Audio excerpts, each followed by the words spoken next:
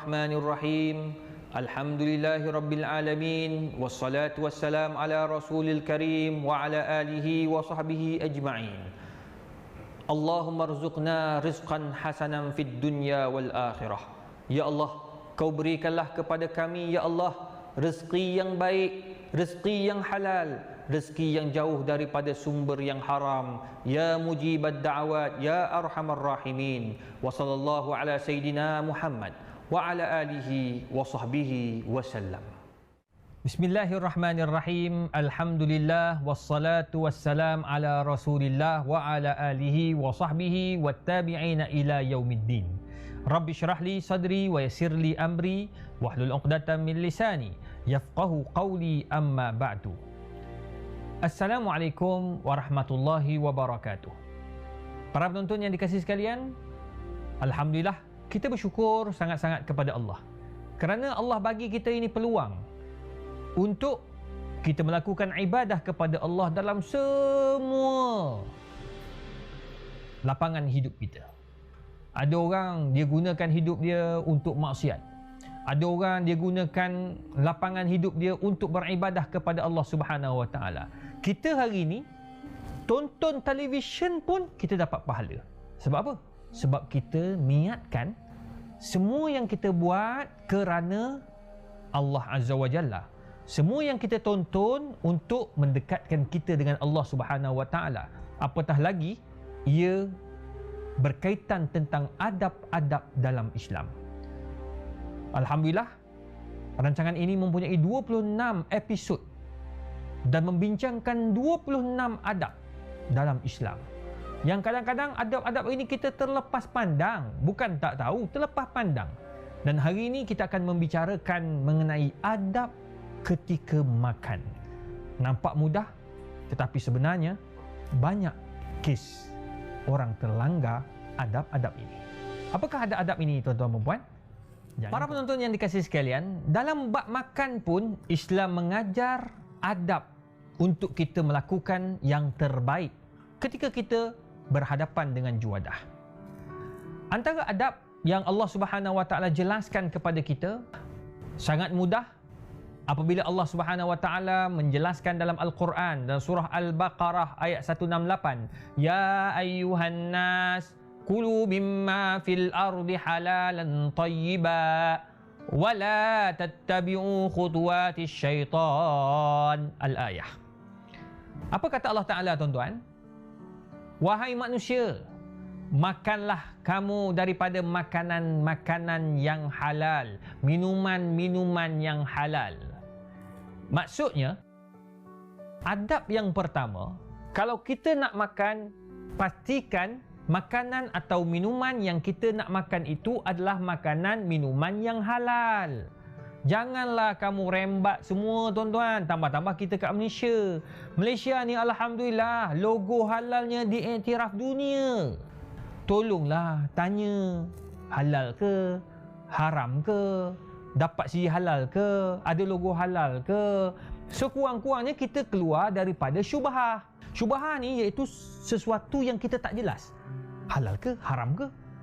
Najis ke? Tak najis ke? Kalau macam tu bang, baik confirmkan dulu. Kalau kita kat Malaysia ni tak ada masalah. Ya Allah, mudahnya, mudah sangat, tuan-tuan.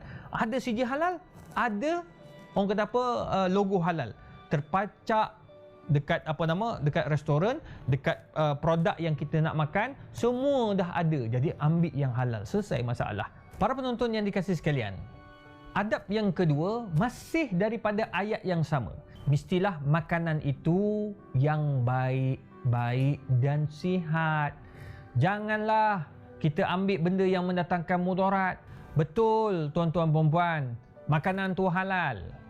Macam contoh, buah durian halal, tuan-tuan, halal. Tak ada masalah, makanlah sebanyak mana pun. Tapi kalau kita dah ada kencing manis, ya, musang king tu awak sapu sampai 3 lori, wabillahi taufik jawabnya. Kencing manis tu tinggi, jadi kena berhati-hati. Benda tu baik, benda tu halal, tapi tak baik untuk diri kamu, tak baik untuk kesihatan.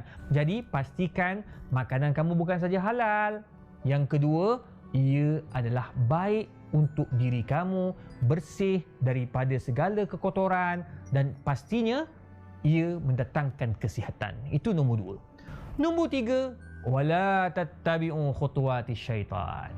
Allah bagi tahu dalam ayat ni sangat jelas, tuan-tuan dan puan. Surah Al-Baqarah ayat 168. Wala tattabi'u khutuwati syaitan. Jangan kamu ikut kehendak syaitan dalam kita menikmati juadah makanan.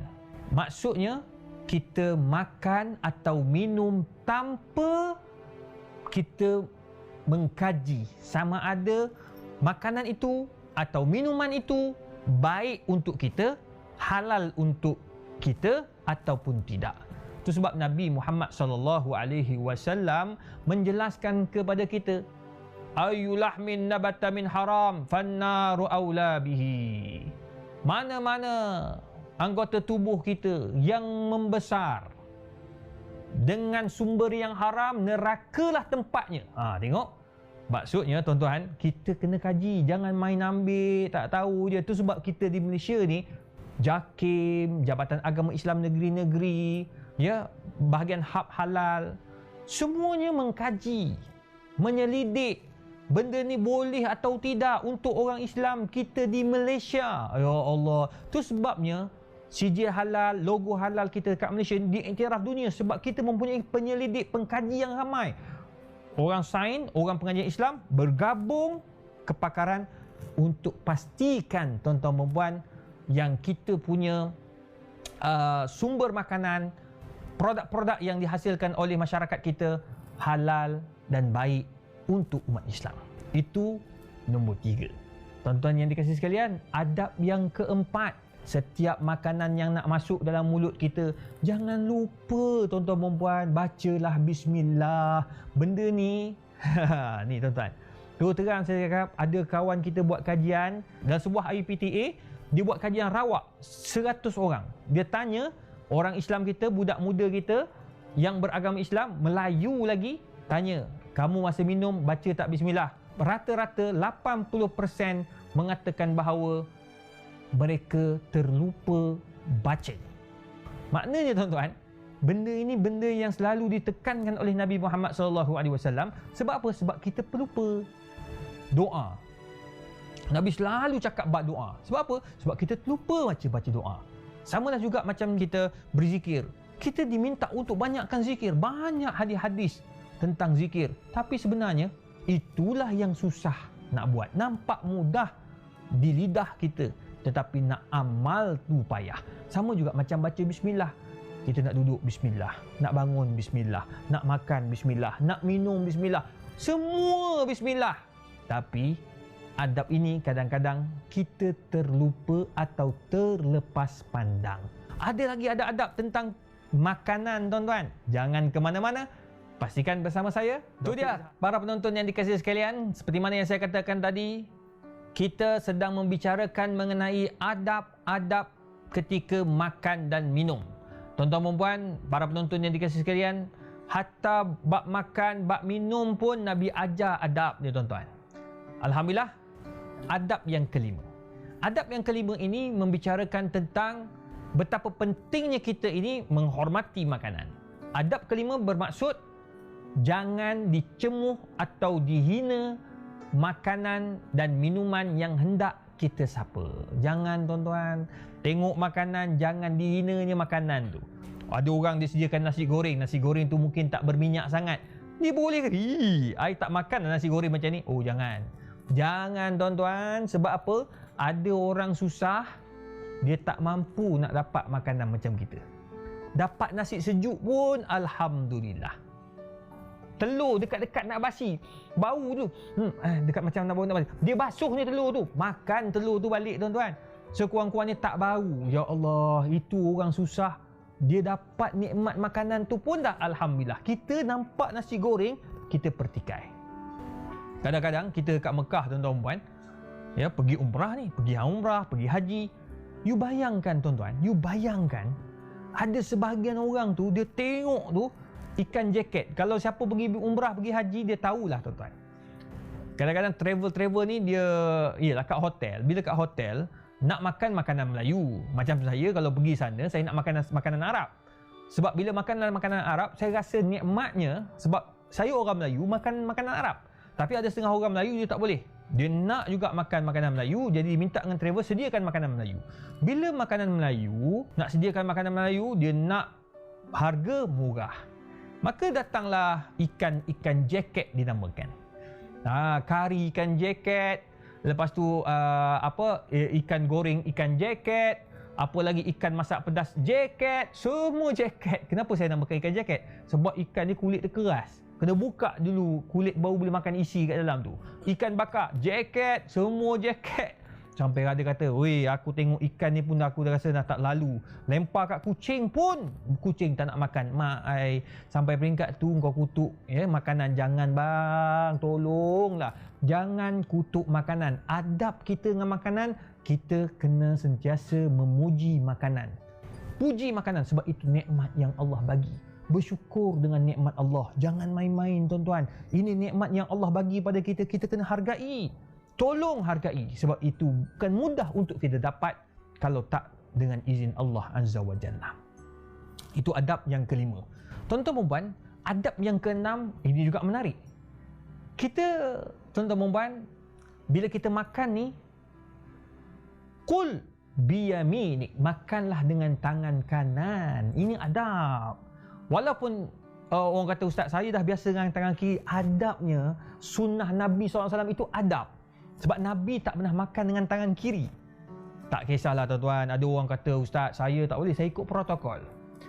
Bang, mana lebih besar sunnah Nabi dengan protokol? Dan saya bukanlah tak pernah makan beradab ataupun panggil makan protokol dengan pemimpin-pemimpin negara. Pernah makan dengan raja-raja. Alhamdulillah, kita tengok raja-raja pun makan dengan tangan kanan. Jadi takkanlah kita yang bukan raja ni makan tangan kiri. Jadi malu kita tuan-tuan dan puan. Raja-raja pun nak ikut sunnah Nabi SAW.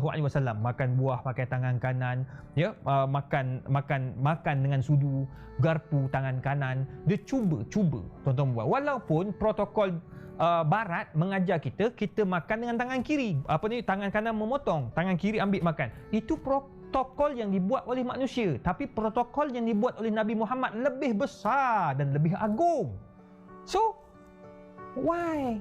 Kan tak keluar bahasa Inggeris lah. Kenapa kita tak gunakan tangan kanan ni? Allah bagi tangan kanan ni. Ambil dengan tangan kanan makan. Maknanya tangan kanan ini merupakan sunnah Nabi Muhammad SAW. Jadi makan dengan tangan kanan, minum dengan tangan kanan. InsyaAllah tuan-tuan dan puan, kita ikut sunnah Nabi tak rugi, dapat pahala. Ini tak duk ikut manusia buat, makan tangan kiri, minum tangan kiri. Mengikut protokol, saya makan tangan kiri, saya minum tangan kiri. Bang, itu protokol manusia. Kita balik kepada adab yang diajar oleh Nabi kita Muhammad SAW. Itu adab. Kita cuba sedaya upaya makan dengan tangan kanan. Tuan-tuan dan puan yang dirahmati Allah, adab yang ketujuh yang perlu kita fahami dan kita amati, tak lain dan tak bukan, jangan berebut ketika makan. Ini pun satu hal juga tuan-tuan. Kalau bab makan ni tolonglah jangan berebut. Kita beratur, hormat ketika makan. Kalau beratur elok-elok. Masa ambil makanan tu jangan kelang kabut, jangan gelojoh sangat. Mentang-mentang awal letak tu ada peha, kita dah aim peha ayam gitu. Tuan-tuan, belum sempat orang baca doa, zap kita dah ambil dah. Bang, itu bukan adab. Orang akan tengok apa dia ni. Belajar tinggi tapi adab tak ada. Itu adab sangat penting. Ada orang ada belajar tinggi, ilmu tinggi, pangkat besar, muka handsome, muka cantik, tetapi adab tak ada bang, habis. Semua yang dia ada jatuh semua tuan-tuan. Itu sebab Nabi komplit. Nabi ada akidah yang mantap. Nabi ada syariat yang mantap. Syariat tu maksudnya kelengkapan, keperluan diri tubuh Nabi semua lengkap. Ilmu Nabi lengkap. La yantiqu anil hawa in huwa illa wahyu yuha. Nabi tak bercakap kecuali dengan wahyu. Jadi apa yang Nabi sampaikan, apa yang Nabi cakap, semua tu syariat. Manakala yang ketiga tu yang hebat juga, dia melengkapkan Nabi Muhammad SAW, iaitu akhlak. Ramai je yang ada ilmu. Ramai. Abu Jahal ada ilmu, Abu Lahab ada ilmu. hebat-hebat semua ilmu dia orang, tapi tidak dihormati. Dalam Islam tidak menghormati golongan seperti itu sebab tidak ada akhlak. Menghina orang, menjatuh orang, apa lagi, memaki hamun makanan dan sebagainya. Tuan-tuan, ini sikap yang tidak baik. Tapi Nabi ada akhlak yang sangat mulia. Nabi tak berebut. Nabi ajar kita beradab ketika nak makan. Itu sebab kalau kita nak makan, kita ambil lauk di depan kita dulu. Ambil lauk depan kita dulu. Bila kita ambil lauk depan kita, ada rezeki, kita ambil yang jauh sikit. Ada sikit, ada. Begitulah seterusnya. Jangan duk kalut nak ambil hok yang seberang sana. Bang, jangan. Itu semua adab yang tidak baik.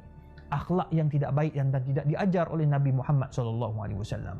Seterusnya, adab yang diajar oleh Nabi, jangan makan dalam keadaan gelojoh. Bila kita makan dengan gelojoh, tak elok tuan-tuan. Makan dengan adab, makan slow satu, kunyah baik-baik, minum dengan tenang. Bila makan, itu tidak ada adab. Nabi SAW makannya tidak banyak. Nabi makan dengan penuh ketenangan. Jadi ini antara adab yang diajar oleh Nabi Muhammad SAW. Bila kita makan gelojoh, masuk nasi, lepas masuk nasi, masuk sambal, lepas sambal, masuk lauk, Allahu Akbar. Kita tengok pun dah tak selera kita nak makan. Jadi adab-adab inilah yang kita kena ambil perhatian. Tuan-tuan dan puan, semua ini bukannya sembang-sembang kosong, tetapi ia merupakan hadis daripada Nabi Muhammad SAW yang saya simpulkan dalam bentuk adab yang cukup mudah untuk difahami oleh semua lapisan masyarakat. Ada sikit lagi adab yang akan saya bincangkan dengan tuan-tuan dan puan. Para penonton yang dikasihi sekalian, kita dah bincang 8 adab tuan-tuan dan puan. Adab dalam kita menjamu selera, adab ketika makan, adab ketika minum. Tuan-tuan, puan-puan, ada lagi 2 adab yang saya nak kongsi dengan tuan-tuan. Yang ke-9, pastikan bila kita makan dengan penuh kebahagiaan. Kita makan tu penuh kasih sayang. Kita makan tu penuh dengan, orang kata apa, dengan penuh mensyukuri nikmat Allah Subhanahu Wa Taala. Macam mana tu? Makan dengan penuh kesyukuran. Bermaksud kita makan tu, kita bersyukur dapat menikmati makanan ketika kita lapar, menikmati air ketika kita dahaga, dan kita makan dan minum mengikut kadarnya. Jangan terlebih kenyang pula. Ada yang makan sampai kalau dia sujud tu tuan-tuan, dia rukuk je nak sembahyang, terkeluar nasi balik ke mulut dia. Na'udzubillah, sebab terlalu kenyang.